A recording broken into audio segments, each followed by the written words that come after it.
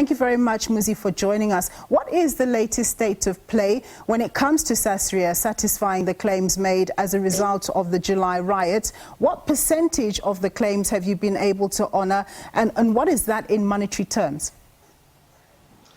Okay, good afternoon, and thank you for having me.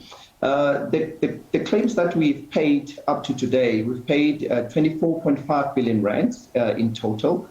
So that's the total number we've paid. But on the other hand, the total incurred amount, which is the total tally, it has reduced quite significantly from the last time we reported.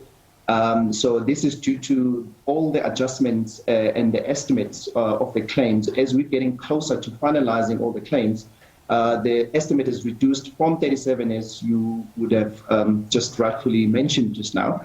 It has moved down. We are now sitting at about 34 billion rand. So there's a reduction in that, which obviously at the same time improves our solvency position.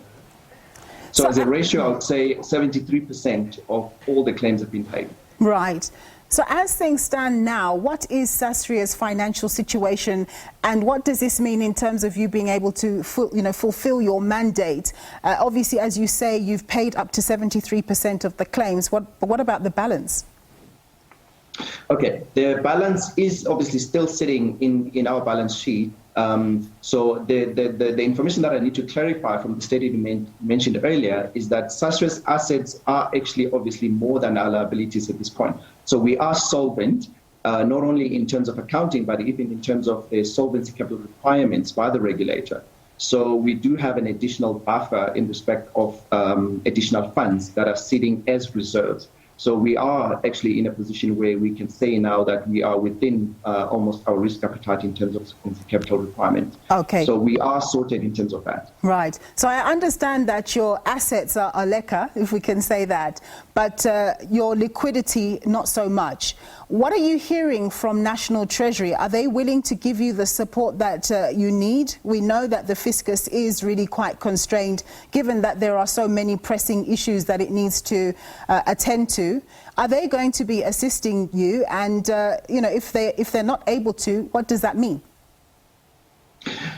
Well, again, we do not have a liquidity issue. We're sitting with a whole lot of cash that is sitting in our investment currently.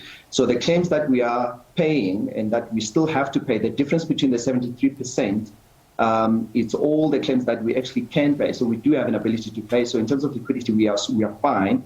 And we have an additional buffer in addition to that. So we do not necessarily need the state to come in anymore. So we are fine in terms of the requirements for an insurance company to have in our balance sheet.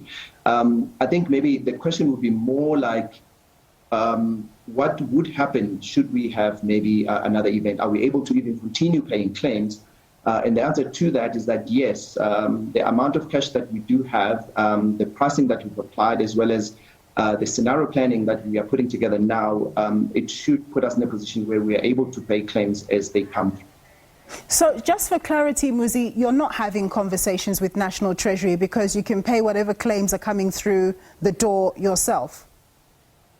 We are having conversations with National Treasury, but it is not insofar as solvency or liquidity. It is more to look at scenario planning for the future. Should we have another event of this magnitude, for instance, or what would happen if we have a terrorism issue that hits South Africa, which is a huge event, which is above our risk-bearing capacity. So those are the discussions that we're having with Treasury, and not necessarily issues of liquidity or solvency for that matter. Okay, no, thank you for that clarity. One last thing, which is quite important. Like you say, July 2021 was a huge event. A terrorism one would be even more huge and perhaps more all-encompassing in the country. But before all of this happened, before July 2021, you were getting premiums for years and years, and you didn't have really major events. On average, what sort of liabilities were you paying out per annum? And where were you investing the premiums that you were getting from people paying their insurance premiums in a market that's been in bull territory for years? Yeah, over the past couple of years, I'd say if I were to put in an average in terms of claims liabilities that we had, we had around 1.2 to 1.5 billion rands that we pay annually on claims. So, and that would be on the back of a revenue of about 2.7 billion as reported at the end of March last year.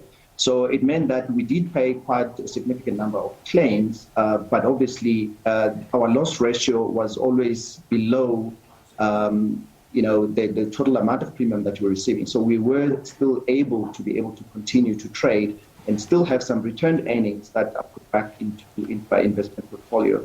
So that would be the position for all the other years. And maybe to add on this as well, I think the biggest driver of all of those claims would potentially be our service delivery project. So that's what drove the amount to go as high as 1.5 billion.